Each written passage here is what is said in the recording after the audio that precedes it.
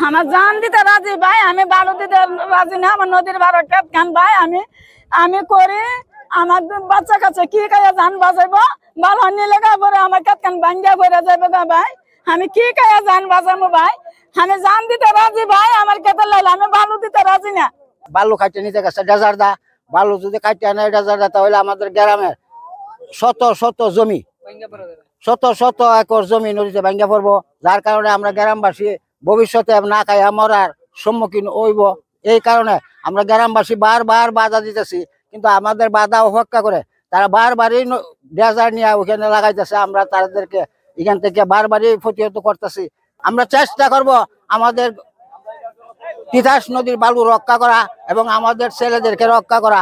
আমাদের শরীরে যতক্ষণ রক্ত আছে ততক্ষণ পর্যন্ত আমরা চেষ্টা করবো ইনশাল্লাহ। 2021 সালে নদী খনন করার পর আমাদের অনেক ফসলের জমি নষ্ট হয়েছে। তো ওই ভোগান্তি আমরা এখনো ভুগতেছি। এখন আবার আওয়ামী লীগ সরকার পতন হওয়ার পর কিছু বিএনপি নামদারি লোক আমাদের এই জমিনগুলা জুড়ে মানে খনন করার জন্য এরা আসছে। এরা অনেক আমরা প্রাণের হুমকি দিছে, বলছে তোমরা যাও গা, না তোমরা জানে শেষ করে ফেলো, তোমরা নামে মামলা করুম। অলরেডি আমাদের গ্রামের অনেক মানুষের নামে মামলা হয়েছে। আর এই এক নম্বর কথা হলো, যদি নদী খনন করে নেয় তাহলে এই নদীর কিন্তু ফান নাই, আরো ফসলের জমি অনেক নষ্ট হয়ে যাবে। নষ্ট হলে আমাদের এই কৃষক গুলো না খায় মরতে পারে। আমাদের বুদুন্তি ইউনিয়নের কিছু বিএনপি নামদারি কুচুকরি মহল এখান থেকে বালু উত্তোলন করার জন্য এই চেষ্টা করাইতেছে প্রশাসন নিয়ে। তখন প্রশাসন নিয়ে সেটা আমাদেরকে কয়েকবার দৌড়ানি দিছে, আমরা তবু মার ছাড়ছি না। আমরা এখান থেকে মারি নিতে দেই নাই। বুদুন্তি থেকে 3 জনে, চমক মিয়া, তারপরে সোহেল মিয়া, তারপরে মিজান মিয়া, ইসলামপুর থেকে হইলো রাসেল মিয়া, তারপরে আসাদ মিয়া, হেলাল মিয়া, এরা রাষ্ট্র মিয়া হালনগরের, এরা এই সাজ্জা এসে প্রশাসন নিয়ে আমাদেরকে হুমকি দেয়। আমরা গ্রামবাসী সবাই এটার বিরুদ্ধে রুখে দাঁড়াইছি। আমরা এই মানি নিলে আমাদের বৃহত্তম ক্ষতি হবে, আমাদের বৃহত্তম ক্ষতি হবে। হাজার হাজার জমিন আছে, এইগুলি নদীর গর্তে বিলীন হয়ে যাবো। এই জন্য আমরা গরিব কৃষক দাঁড়াইছি। বর্তমান প্রশাসনের কাছে আমার আকুল আবেদন, যাতে আমাদের এখান থেকে বালু উত্তোলন না করে। আজকে দেখেন আমরা পুরা গ্রামবাসী বাধ্য হয়ে এখানে আসতে হইতেছে।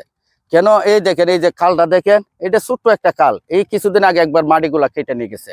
এইখান থেকে দেখা যায় যদি হাজার হাজার ফুট মাটি এই বালু উত্তোলন করে, দেখেন আশেপাশে অনেকগুলা জমিন।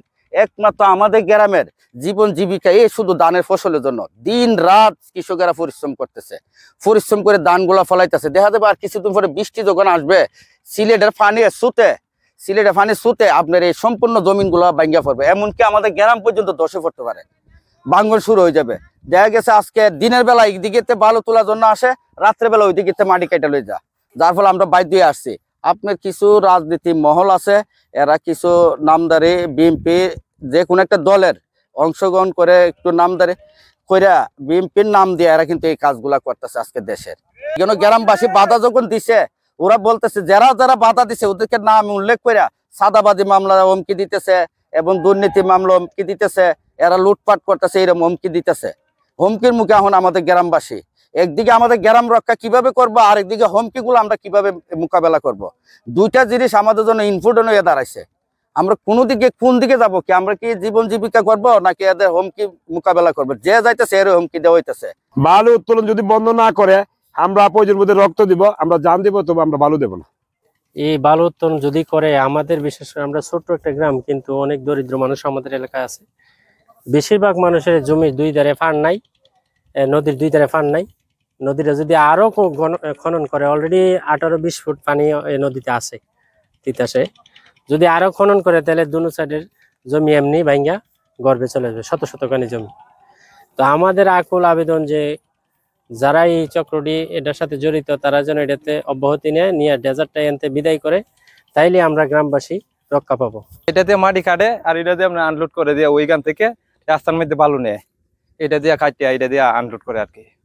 বালু কোনো সম্পদ নাই, আমাদের সম্পদ ইডিওই। এই বাসে 2 খানি জায়গা, এই বাসে 3 খানি জায়গা, আমরা সম্পদ ইডিওই। আমরা ইডি করি, আমরা খাই, কৃষক মানুষ, আমরা গরিব মানুষ। সরকারের কাছে আবেদন আমরা এটাও, সরকার জমিটা বন্ধ করে দ্রুত তাড়াতাড়ি, এটা হলে অনেক দায় জামালা করে, আমরা অনেক বই ছয় দেখা, এটা যেমন সরকার বন্ধ করে, সরকারের কাছে আমরা আবেদন এটাই। 3 খানি গেতে আগে খাইতে নিছে গা, ওহনা বারে খাইতে নিতে গা। আমার কে তুই 3 খানি গেত বুড়ো গেতা ছিল, অন কাটে নাকি আবার এসে কাটে নিতে কাটে নিলে আমার কি অবস্থা হইব এই বিদ্যালয়ে কিভাবে আমরা চলন বিএনপির স্থানীয় বিএনপির নেতাকর্মী যারা আছে তাদের মাধ্যমে এই বালুটা উত্তোলন হইতেছে।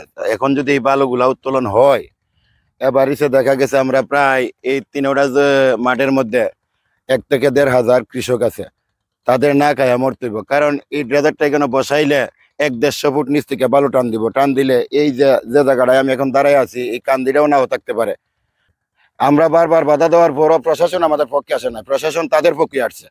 এই জন্য আসছে কারণ নেতাকর্মী তাদের পক্ষে, আমরার পক্ষে তার কোনো নেতাকর্মী নাই। আমরা সাধারণ কৃষক, হাল চাষ করি, ধান চাষ করি, এই কারণে আমরা একটু কষ্টের মধ্যে আছি। এখন আমরা সরকারের কাছে এটার আর্জি জানাই, এটার বিরত রাখার জন্য।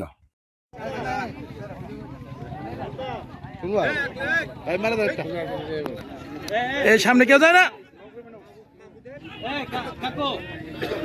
আচ্ছা এখানে কথা বলবে কারা?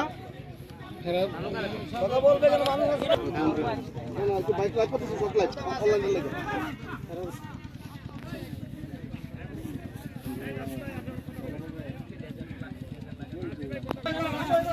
একটু লঙ্গাই লঙ্গাই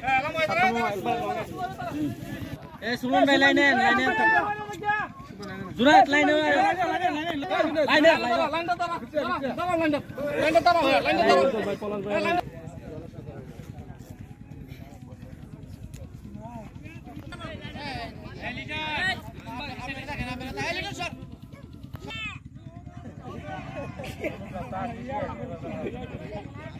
সবাই গ্রামবাসী সবাই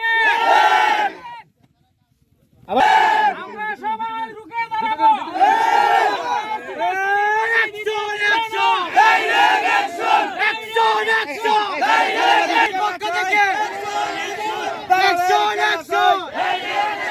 চাঁদাবাজির বিরুদ্ধে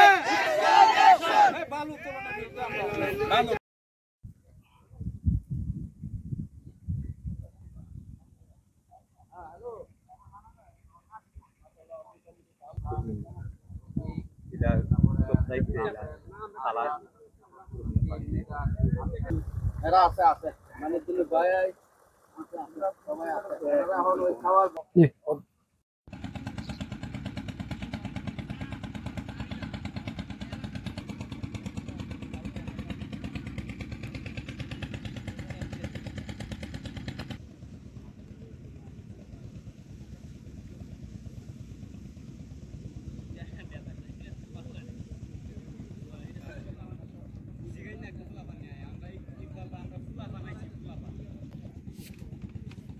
ওনা কিবা জানা নেতা নিয়ে দিব ওই আঙ্কেলটা ওই যে ওরাই এই ধরো